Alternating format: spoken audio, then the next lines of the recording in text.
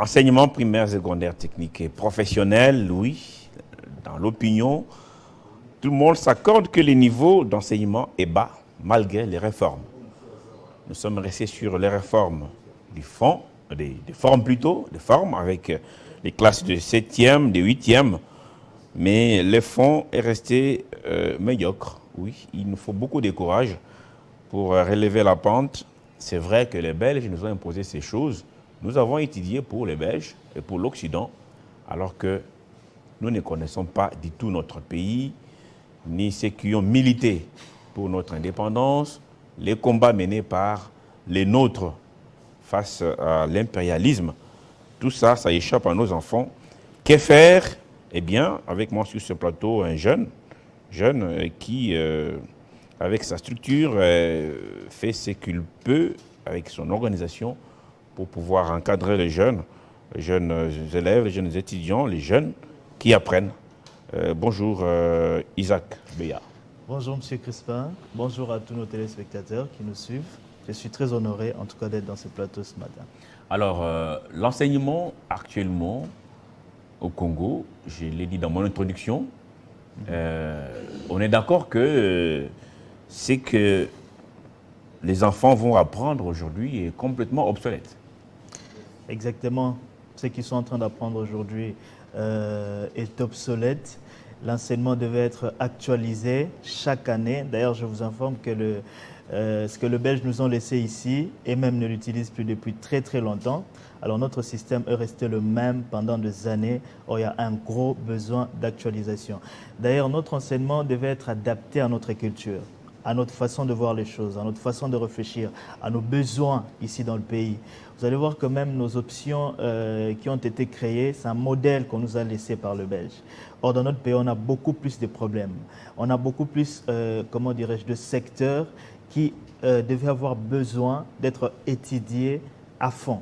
Et je pense que les options dans les écoles, ainsi de suite, devraient être comment dirais-je, devraient être classées, devraient être organisées pour résoudre nos problèmes à nous dans ce pays. Alors, qu'est-ce qui nous empêche de nous mettre à jour? Beaucoup de choses. Où est-ce que ça bloque? Moi, je pense que c'est juste un problème d'organisation. C'est un problème d'organisation et un problème de conscience. Je profite aussi pour faire appel à nos autorités, surtout c'est de l'EPST, s'ils peuvent en tout cas mettre les dossiers sur la table. Je crois que c'est quelque chose qui n'est pas très facile, mais c'est important de le faire parce que l'éducation, c'est le pilier de la nation. Lorsque l'éducation boite, lorsqu'on a une éducation qui n'est pas un outil qui devait servir au développement du pays, alors soit on ne sait pas ce qu'on est en train de faire. Dans 5 ans, 10 ans, 20 ans, on aura une nation qui sera complètement par terre. Si je peux profiter, M. Crispin, pour vous parler de ça, c'est que pour vous montrer que l'éducation est vraiment en baisse, actuellement, vous pouvez lire le rapport Make Eagle, que l'UNICEF a publié, qui couvre une période de 5 ans, à peine, M. Crispin, 0,5% d'élèves du niveau moyen ont à peine une maîtrise en mathématiques et à peine 5% qui ont une maîtrise en français.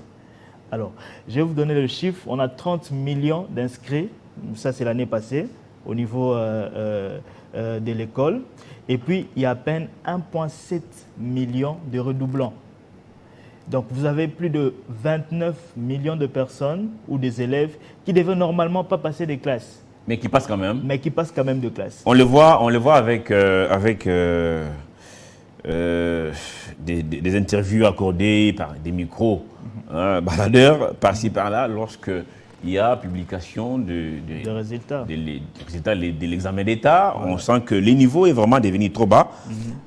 Bon, est-ce le problème de l'enseignant lui-même déjà qui depuis un temps est devenu sans fautiste? À l'époque, lorsque on vous parlait d'un directeur de discipline dans une école, c'était un monsieur qui faisait peur. Ouais. Aujourd'hui, c'est facile pour un élève d'aller doiter à l'école un préfet de discipline, un enseignant tutélaire.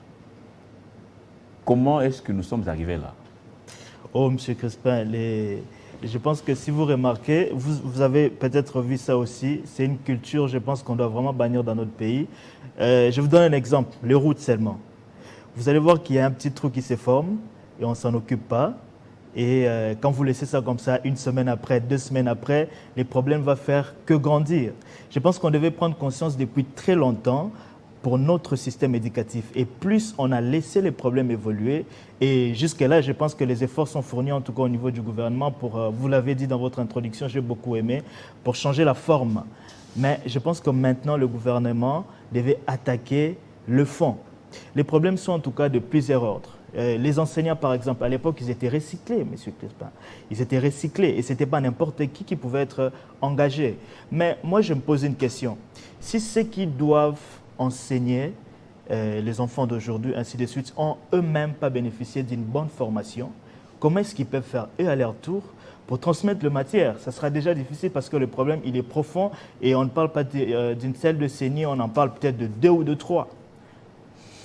Alors, on parle du problème de la baisse du niveau scolaire.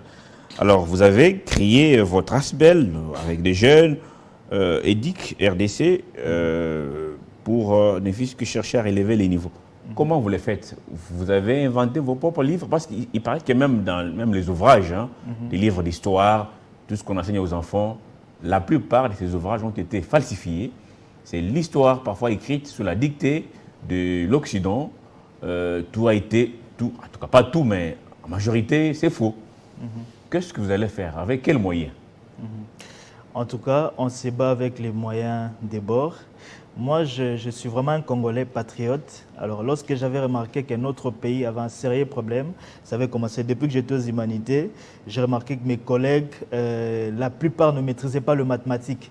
Et c'était normal. Tout le monde trouvait que c'était normal de trouver le maths comme une bête noire. Donc, vous pouvez retrouver 5 élèves dans une salle comme ça. Seulement, c'est 5 qui maîtrisent le maths et les autres ne le maîtrisent pas. C'est là où j'ai compris qu'il y avait vraiment un problème dans le système et que j'ai commencé à creuser pour créer Jeunes Éduques RDC. Et puis, si je peux faire une petite parenthèse pour les ouvrages, on en a à peine 300 000 qui sont disponibilisés, en tout cas pour les élèves. 300 000 ouvrages. 300 000 ouvrages pour 30 millions d'élèves, s'il vous plaît, M. Crespin. Vous voyez, et puis 300 000 du gouvernement? Oui, ce qui est disponibilisé dans les écoles pour être utilisé. Et puis vous avez pour 30 millions d'élèves, et puis on pouvait même utiliser les moyens numériques parce qu'aujourd'hui on a beaucoup de, même chez nous aussi, on est en train de développer une application qui contient des livres que les élèves peuvent utiliser sans acheter, payer des droits d'auteur exorbitants. Mais les taux d'accès à Internet est à peine à 2% au numérique aujourd'hui dans notre pays, 2%. Et puis, ça sera très difficile pour qu'ils accèdent à ça. Ce que nous, on est en train de faire, Jeunes Éduques RDC fait quoi exactement? Il a mis en place un programme. Parce que jusque-là, on veut résoudre le problème dans le fond, dans la racine. Donc, vu qu'on n'est pas le gouvernement, qu'est-ce qu'on fait? On a mis en place un programme qu'on appelle un programme de remise à niveau ABS. Alors, c'est quoi exactement? On a combiné les leçons. Parce que les leçons, il faut ajouter une touche méthodologique. Mais la grande partie du fond est dans la plupart des cas la même chose. Par exemple, si vous devez apprendre un enfant à lire, eh bien vous l'apprendrez à lire. C'est ce qu'on fait en France, c'est ce qu'on fait ailleurs. Mais c'est un problème juste d'actualiser la méthodologie. Comment est-ce que vous faites pour le transmettre? En Finlande, par exemple, c'est aujourd'hui le numéro 1 en éducation dans le monde.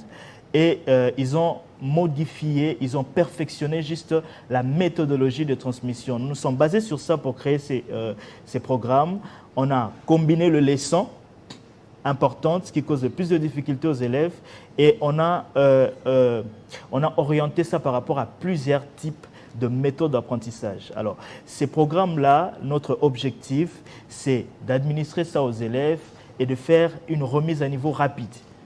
Donc aujourd'hui, vous l'avez dit tout à l'heure, un élève qui finit en 6e n'a pas les niveaux de 6e parce qu'il n'arrive même pas à parler. Moi, j'ai donné un défi à un professeur, j'ai dit, si vous donnez une dictée dans votre auditoire et que ne fût-ce que 50% d'élèves, d'étudiants, arrivent à bien écrire ça, alors j'arrête ce que je fais. Et puis, il s'est mis à rire. Et ces problèmes-là, il est vraiment réel. Alors, notre programme, notre système qu'on a créé, ça fait une remise à niveau, pour le cas le plus dire, en 6 mois. En 6 mois, donc pour l'élève ou quelqu'un d'autre qui a le plus de difficultés, ces programmes peuvent le remettre à niveau pour qu'il ait un bon niveau en DA 6 mois. On a d'autres projets, par exemple de 30 centres de remise à niveau scolaire qu'on va implanter partout dans le pays. Est-ce qu'il y a des résultats? Parce que ça, c'est juste au niveau des ratories. Je sais que Vous êtes là, ça fait maintenant, combien, 4 ans déjà? 4-5 Est-ce ans. qu'il y a des résultats? Oui, oui, il y a des résultats. Jusque-là, on a fait la remise à niveau de centaines d'élèves, en tout cas. 200 à 300 élèves déjà. C'est encore une goutte d'eau. Sur les 30 millions d'élèves, vous n'êtes qu'à 100, 200. Il y a un ministère ici de l'EPST. Exactement. Avec Tony Mwaba. Il y a aussi les ministères du numérique au pays. Vous dites qu'ailleurs, ça a beaucoup évolué. Est-ce qu'il y a une démarche vers ces membres du gouvernement pour peut-être discuter avec les cabinets, pour savoir comment est-ce qu'on peut élargir tout ça? Parce que c'est vrai qu'il faut que ça commence par quelque part. Pourquoi pas par un citoyen qui prend l'initiative? Exactement. J'en profite aussi, merci beaucoup Monsieur Crespin de nous appuyer. Ça aussi, ce sont les appuis qu'on aime beaucoup. On a entamé une démarche, ça fait aujourd'hui 2 ans déjà, avec le ministère de l'EPST. On n'a pas encore été reçu jusque-là. Jamais reçu pendant 2 ans? Pas encore. Audience introduite et tout? Oui, on a introduit, on n'a pas encore été Et ça bloque reçu. à quel niveau? Au niveau du conseiller, les DIRCAB, les protocoles et tout ça? Je vous laisse la suite. Donc, Ah, mais c'est pas normal parce que je sais que lorsque des pyromanes arrivent ici avec des projets parfois bidons, ils sont riches avec pompe. Hein. D'ailleurs, c'est eux-mêmes qui fixent l'heure de l'audience. Il dit, je viens voir les ministres, il doit me recevoir à 10h. Wow. À 9h30, le ministre est là, il attend, monsieur l'ambassadeur, alors que c'est un pyromane. wow. Mais pourquoi ne pas recevoir les jeunes Congolais qui apportent certaines innovations dans les secteurs? Voilà, c'est ma voix ce matin. Si les cabinets des ministres peuvent puisque revoir les dossiers, ça fait 2 ans peut-être que c'est déjà jeté à la poubelle, aller réintroduire la demande d'audience, Ok. les ministres peuvent vous recevoir, pourquoi pas. Alors, maintenant c'est pour chuter avec vous. Vous pensez que c'est possible de changer rien qu'avec la méthode d'administration des cours? Ça peut nous amener quelque part, malgré les fonds qui est encore médiocre. On doit Parce arranger. que les fonds, c'est beaucoup plus grand. Ouais. Ça demande beaucoup de moyens, ça demande du temps, c'est pas facile. Ouais. Mais il faut commencer. Est-ce que c'est possible déjà de s'améliorer, ne fût-ce qu'avec les fonds que nous avons, mais juste changer les méthodes d'enseignement? Oui, c'est possible, Monsieur Crespin, parce que ça va prendre du temps pour changer tout le fond. Ça va prendre du temps. Donc, on devra, par exemple, commencer ça pour ceux qui viennent d'entamer leur première primaire. On commence avec eux pour cheminer. Vous voyez qu'il faudra 6 ans. Mais 6 ans, c'est si tout marche bien. Mais s'il y a aussi des difficultés, il faudra plus de 6 ans pour pouvoir remettre tout en ordre. Et en même temps, si les moyens suivent. Or, notre pays a beaucoup de difficultés actuellement. Je sais que les moyens ne suivront pas totalement. Alors, c'est possible qu'on puisse faire quelque chose en changeant le méthode. Parce qu'en changeant le méthode, on est déjà en mesure de donner à quelqu'un le minimum. Aujourd'hui, il faut savoir écrire, il faut savoir parler, il faut savoir calculer. Ce sont le minimum de choses. Or, c'est ce minimum que nous n'avons pas en fait. Donc, avec les méthodes, on peut arriver à changer, ne fût-ce que ça, à notre niveau et surtout si le gouvernement nous accompagne, nous, on peut faire en sorte que les élèves puissent avoir le niveau de leur classe et en n'ayant pas beaucoup de temps. Donc, on prend les élèves, on leur fait la remise à niveau pour qu'ils aient réellement le niveau de leur classe en entendant que le gouvernement continue les efforts qu'il est en train de faire pour résoudre le fond. Donc, Que pensez-vous de ceux qui disent qu'il faut carrément tout arrêter pendant 5 ans et redémarrer? C'est comme un moteur qui a beaucoup chauffé. Hein? Vous savez, quand vous avez un véhicule, le moteur a chauffé, on vous dit coupez tout, ajoutez un peu d'eau et puis attendez que ça puisse se refroidir. Pour lui, tout est surchauffé. Hein? Il y a une espèce de constipation et tout. On ne sait plus où est-ce que nous sommes. Il faudra tout arrêter et réfléchir pendant 5 ans, redémarrer de plus bonne manière. Moi, j'ai toujours dit à tout le monde qui sont avec moi que tout est juste une question d'intelligence. Mais cette approche-là, elle ne sera pas bonne parce que l'éducation, ce n'est pas une voiture, ce n'est pas comme un moteur. Alors lorsque vous paralysez, tous les gens vont faire quoi? Est-ce qu'on saura maîtriser toute cette grande population?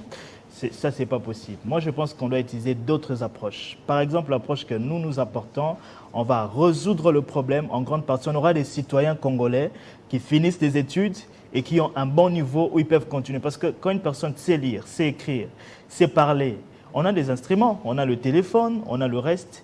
On peut l'orienter à pouvoir s'auto-former ensuite, en attendant qu'on puisse leur donner tout ce qu'il faut dès le bas échelle. Donc, voilà un peu mon approche. Merci beaucoup, cher Isaac, pour cette intervention. Isaac Beya, manager jeune EDIC RDC. C'est un programme ambitieux. Vous n'êtes qu'au début, peut-être avec certaines difficultés. J'espère que le ministre Maba, peut-être ses services qui sont suivis ce matin, pourront vous recevoir parce que c'est important de contribuer. La contribution peut venir de n'importe qui. Nous devons évoluer dans les bons sens que de nourrir nos enfants avec des matières complètement inutiles et superfétatoires. Déjà, vous avez dit, même en Belgique, cet enseignement est dépassé.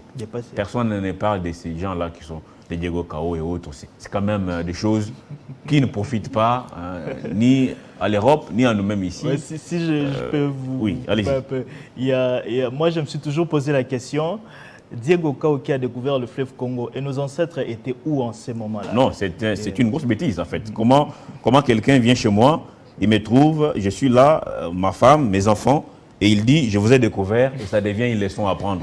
C'est normal?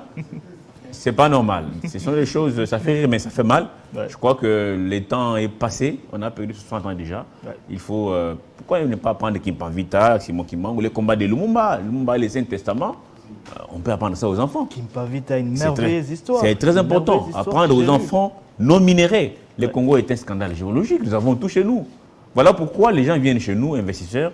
Nous négocions tout en position de faiblesse. Parce que nous ne connaissons rien. Ni la valeur de ces minéraux, ni de ce qu'ils représentent, rien du tout. Et ils viennent nous rouler. Mais si nos enfants ont appris, nous avons des diamants, de l'or, voilà, la valeur. C'est important d'étudier le Congo au lieu de s'appuyer sur des livres d'histoire complètement dépassés. Exactement. Merci beaucoup Isaac pour cet échange ce matin. Ce n'est pas une dernière fois, vous reviendrez peut-être avec d'autres sujets importants. Merci, et du reste, bonne chance avec Jeune Éduc RDC. Merci beaucoup. Voilà, je peux passer un message à tous. Rapidement, une minute. D'accord. Alors, Jeune Éduc RDC est une société très innovante. Nous nous battons en tout cas d'offrir aux Congolais une éducation de qualité en appui aux écoles. Mais en dehors de ces efforts gigantesques qu'on est en train d'effectuer, on fait aussi le repetitorat, la remise à niveau à domicile. Donc la rentrée vient de commencer. Pour tous les parents qui ont besoin d'un repetiteur à la maison, ils peuvent aussi contacter Jeune Éduc RDC. Nos bureaux sont à l'UTEX Africa, juste à l'arrêt Sosimat. On est là, on travaille à fond pour une éducation de qualité. À tous les Congolais qui me suivent, vous avez un beau pays. Travaillez à votre niveau dans tout ce que vous êtes en train de faire pour que notre pays ne puisse jamais être humilié, qu'on puisse lever encore plus haut l'étendard de notre pays. Merci. Merci Isaac. Et tout de suite, notre deuxième invité pour continuer.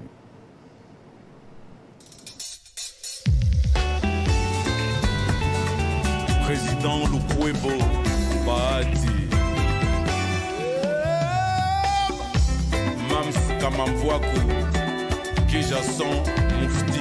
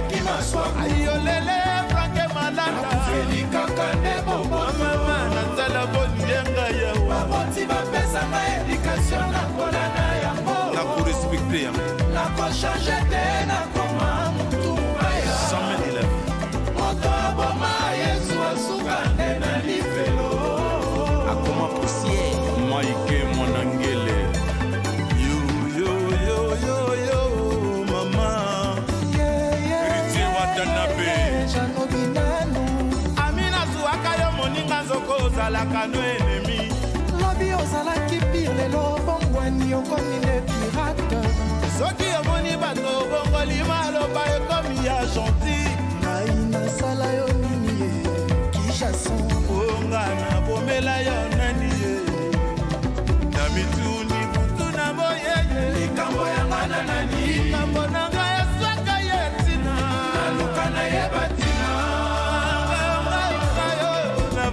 sosoli ye bato nayebi ebele baza lokola suki na ngai ya moto kasi oyanga nakotanga na misapi ya maboko babongwanaka te ata butu na moye ndenge moko Philipambu